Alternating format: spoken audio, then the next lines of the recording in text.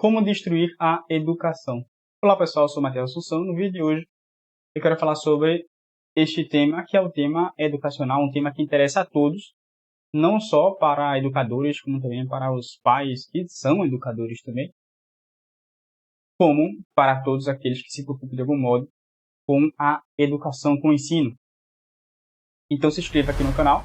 Nós falamos frequentemente sobre filosofia e catolicismo e temas relacionados, como esse é um tema relacionado. E assim, se inscrevendo, você vai poder acompanhar os vídeos futuros. Bem, eu quero começar com uma frase que é dita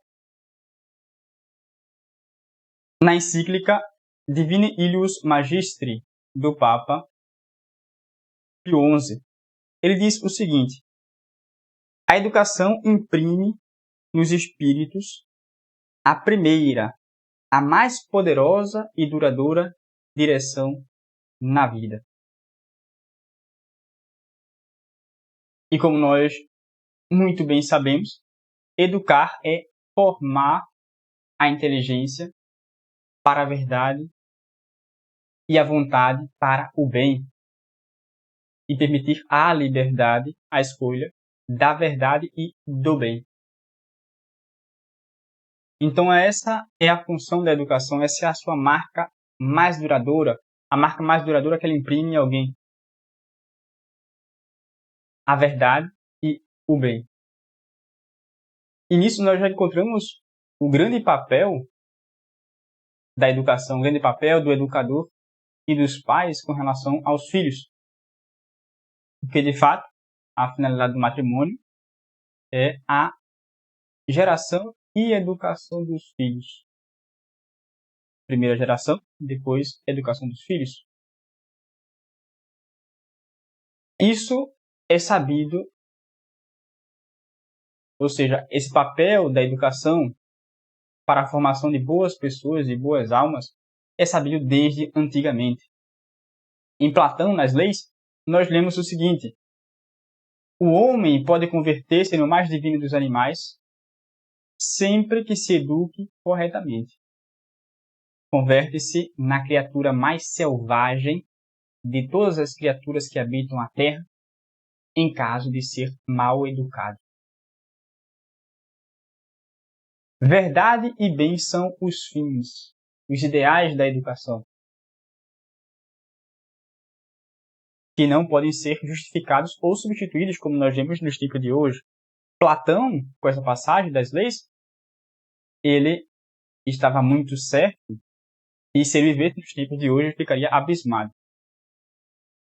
Agora, promovem várias pessoas nos tempos de hoje coisas que são totalmente contrárias à aquisição da verdade, à aquisição do bem, que são os fins da educação. Promovem essas pessoas o subjetivismo, o relativismo e o ateísmo.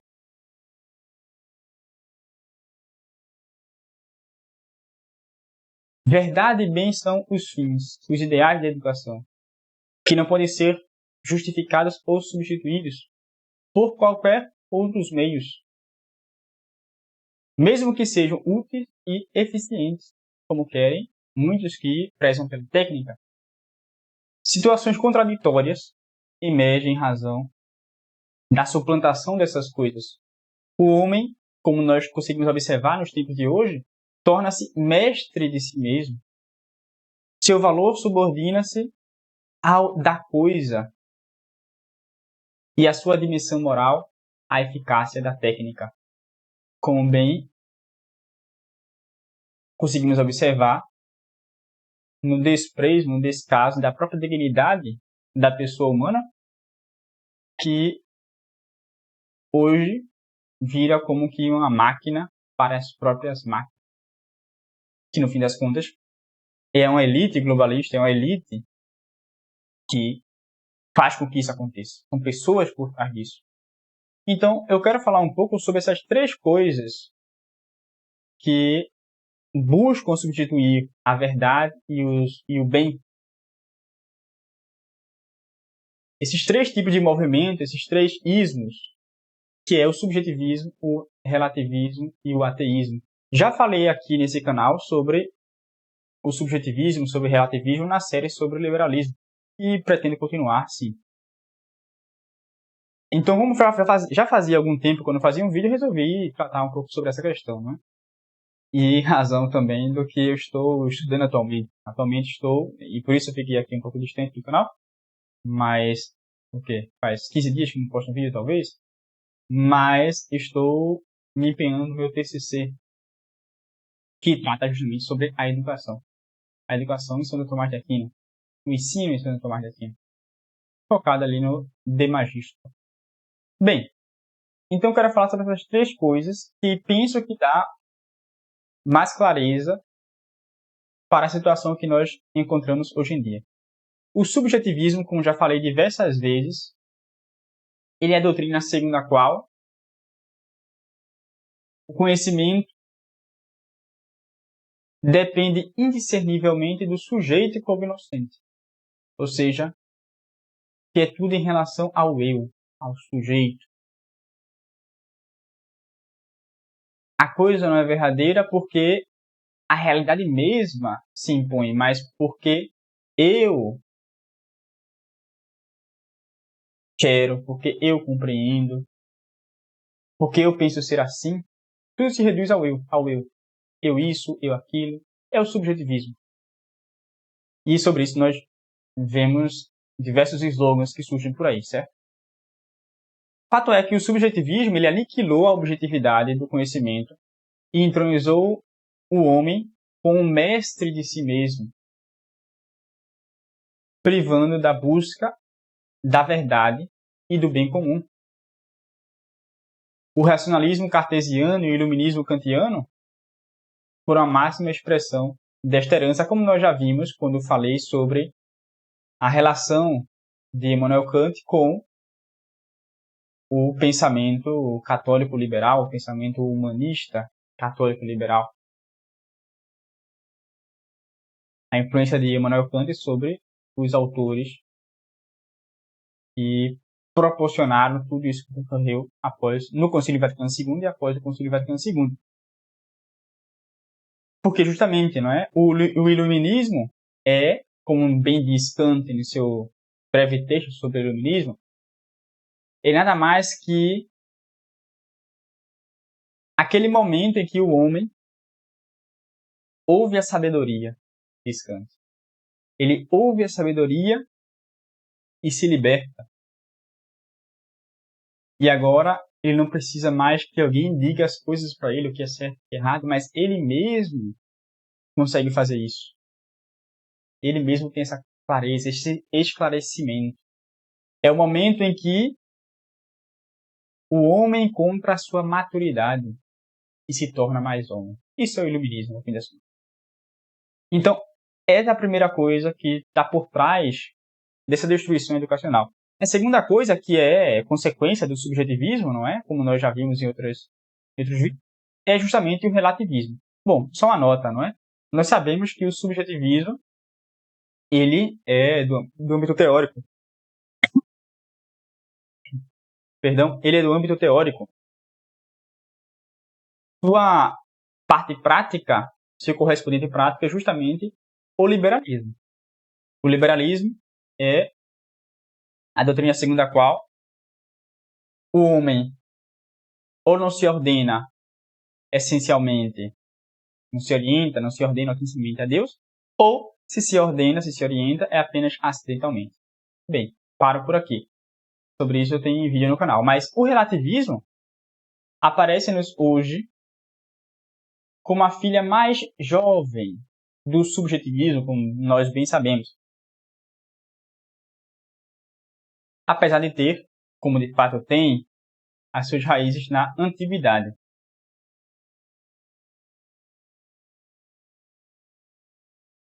Por exemplo, no famoso fragmento de Heráclito, fragmento 49, quando Heráclito diz assim: para dentro dos mesmos rios descemos e não descemos, somos e não somos. É algo que fere justamente o princípio da não contradição. somos e não somos. Por exemplo, eu sou homem, mas também não sou. Eu posso ser quem eu quiser. Isso é objetivo para você, mas não é objetivo para todas as pessoas. Essa mesma coisa não é objetivo para todos. É o relativismo. As leis, não há leis universais, não há lei universal. É o relativismo.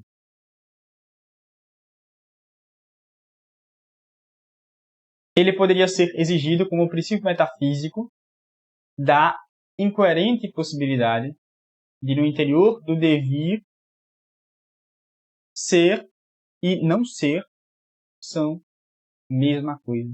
É um absurdo, é um absurdo. É o relativismo. Ser e não ser são a mesma coisa. É justamente isso que nós encontramos lá nos autores pré-socráticos, no caso em Heráclito, propriamente falando, no fragmento 49. Há outros autores também, e sofistas, não é, que tinham um pensamento antropológico. Enfim, não vou deter o tempo aqui. Pois bem, em nossos dias, relativismo ele pode assumir diversas formas. Ele pode assumir forma no âmbito político, no âmbito religioso, no âmbito cultural, certo? E nós sabemos que no âmbito político isso é uma questão de liberalismo. No religioso também, enfim.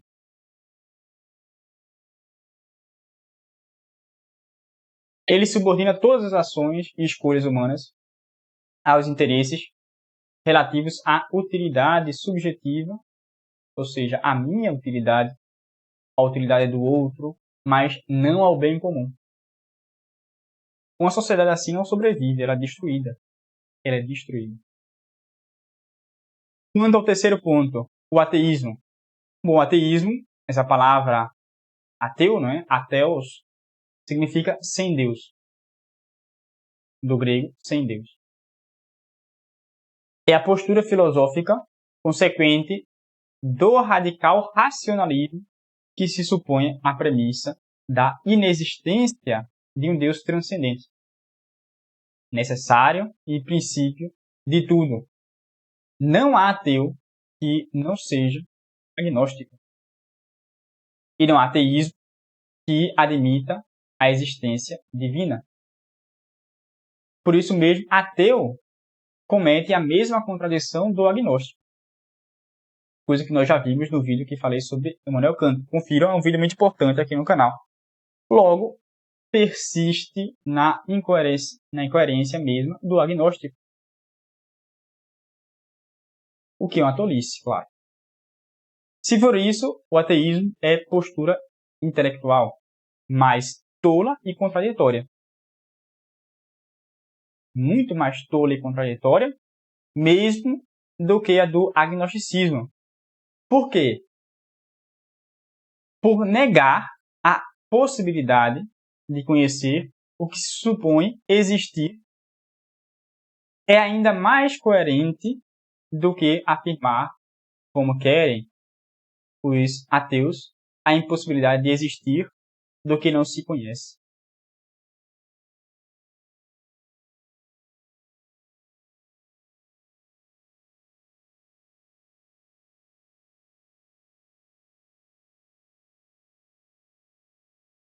Então nós temos, né, o ateu, ele nega a possibilidade, nega que há um Deus, porque simplesmente não quer acreditar em nada.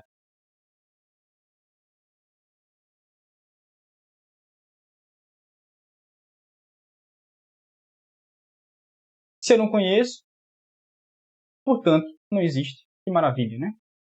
Se eu nunca fui em tal local, não existe.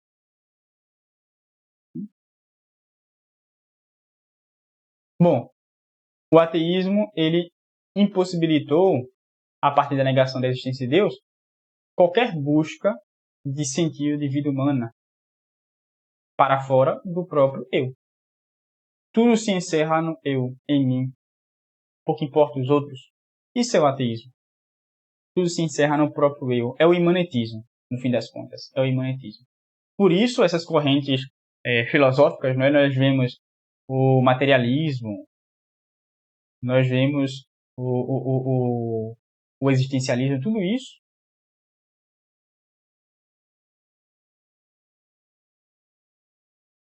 de cunho imanentista é em razão justamente de uma falsa concepção ou ainda da própria negação de que algo há, porque simplesmente não conheço. Então, o ataque, né, essas três coisas que eu havia comentado, subjetivismo, relativismo e ateísmo, corrompem a sociedade e destroem qualquer tentativa educacional. Qualquer tentativa educacional é destruída pelo relativismo, pelo subjetivismo e pelo ateísmo. E fato é que o ataque ao ensino religioso, o ataque às escolas católicas, é, em verdade, um ataque à promoção do homem ao estado de perfeição. E, de qualquer maneira, o ensino religioso, entenda-se ensino católico, colabora para a formação intelectual e moral.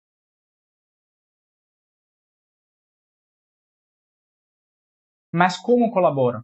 Como o ensino religioso colabora para o estado de perfeição do homem? É porque o ensino religioso dispõe o espírito, a humildade, para o reconhecimento de valores, de verdades que transcendem a própria vida do homem aqui e agora. Aprender é ato de humildade. Eu reconheço que eu preciso daquele conhecimento. Ao passo que ensinar é um grande ato de caridade. São coisas que transcendem a própria pessoa. Leva a pessoa para outro. O cultivo dessas virtudes muito contribui para a formação do indivíduo. E não é sem razão que as culturas antigas compreendiam que a formação dos jovens deveria ter âmbito religioso e como coisa essencial a aquisição das virtudes. Leia-se sobre isso a Paideia, por exemplo, ou qualquer outro livro sério sobre o assunto da educação no mundo antigo. Vocês vão compreender isso perfeitamente. Por exemplo, o Rui Afonso Costa Nunes. Então, fé e razão não são excludentes. Não são. Definitivamente não são excludentes. Faz muito tempo que as escolas não se preocupam sequer minimamente com o ensino moral. E quando lembram desse ensino moral, confundem esse mesmo ensino ou com as disciplinas de civilidade ou com o ensino muito rudimentar. Para uma sociedade marcada por uma tomada de vida laicizada, consumista, relativista, hedonista, do super isso, super aquilo, como bem diz o Byung-Chul Han, muitas vezes o ensino religioso é mal visto. Não se tem simpatia com ele. Porque, se aliado à formação intelectual, perfila o senso moral e tornam os alunos críticos do convite às paixões, à concupiscência, às desventuras da modernidade, no fim das contas. Porque a pessoa tem uma formação para poder criticar essas coisas e falar isso é errado, isso não está certo. Nós não fomos feitos para isso. Por isso que o mundo atual rejeita, odeia o ensino religioso, entenda-se o ensino católico. Porque o ensino católico forma pessoas críticas, pessoas com convicções, com princípios corretos, que julgam as coisas e apontam o dedo, julgando, afirmando um juízo, não de maneira leviana, não de maneira temerária, não, mas de maneira correta. dizendo isso é contra a lei natural, isso é contra os 10 mandamentos, isso é contra a revelação. É por isso que eles odeiam. Porque há fundamento na crítica e não querem abdicar da própria vida errônea, a vida má que levam. Porque no fim das contas, haverá alguém ali perto a eles que impõe, ainda que seja, um limite psicológico. Então, quanto à educação cristã, entenda-se novamente a educação católica, a educação cristã deve englobar educação filosófica ou científica, como queira chamar, educação histórica, educação artística, educação moral e, evidentemente, educação religiosa. Se formar nos bons princípios, nos bons métodos da filosofia e na doutrina filosófica que é preferida pela Igreja, que é justamente o tomismo, sobretudo com relação à realeza social de Cristo. A história e sua ordem a Deus, a educação das artes, ou seja, na formação do belo, do verdadeiro e do bom, não simplesmente a arte pela arte, mas do bom, porque manifesta o bom no divino, na moral e na religiosidade, claro. Aí nós temos a lei da caridade, os 10 mandamentos. Depois, o ensino deve ser oferecido universalmente e ser gratuito para os necessitados, mas não deve ser obrigatório. Porque o acesso ao ensino em todos os níveis deve dar-se justamente pelo mérito. Claro, evidente. Porque, como nós bem sabemos, e os tempos de hoje nos comprovam isso, a massificação do ensino, quando obrigatório, tem por consequência inevitável seu nivelamento por baixo. É isso que nós encontramos no ambiente universitário, hoje em dia. É esse, pelo menos em humanidades e filosofia, isso. O nivelamento é por baixo. E no mercado de trabalho, quantos aí são empresários e sabem disso? As pessoas não têm informação direito, não conversam, as pessoas não conseguem sair das coisas simples. É tudo por baixo que é nivelado. Quando não se tem o mérito. Quando não se leva em consideração o mérito. Terceiro, deve-se estimular a multiplicação de escolas para formar artesãos e operários especializados. Claro, porque há aquelas pessoas que não possuem aptidões intelectuais,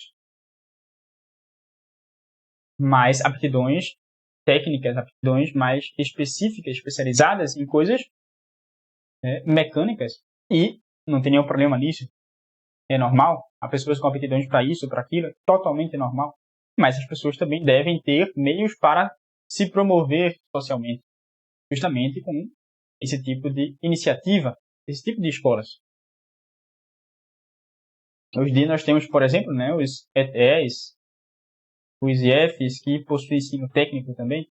E mesmo no ambiente universitário, há aquelas opções técnicas. Então, nós temos que compreender de uma vez por todas, não é? Que sem o auxílio da graça, sem formar a inteligência para a verdade, sem formar a vontade para o bem, nada pode acontecer, absolutamente nada pode melhorar. Nada pode melhorar sem que nós empenhemos o nosso tempo em formar a nós mesmos, que temos consciência desses problemas, e aos outros que dependem de nós. E lembremos sempre que, como bem diz o Papa Pio XI, na encíclica sobre o ensino, que eu havia comentado no início do vídeo, as boas escolas não são fruto dos bons regulamentos, mas dos bons mestres. Mestres que formam para a verdade e para o bem e levam em consideração a aquisição das virtudes. Ou seja, colocam as coisas em prática, aquilo que ensinam. Se inscreva no canal e até o próximo vídeo. Tchau, tchau.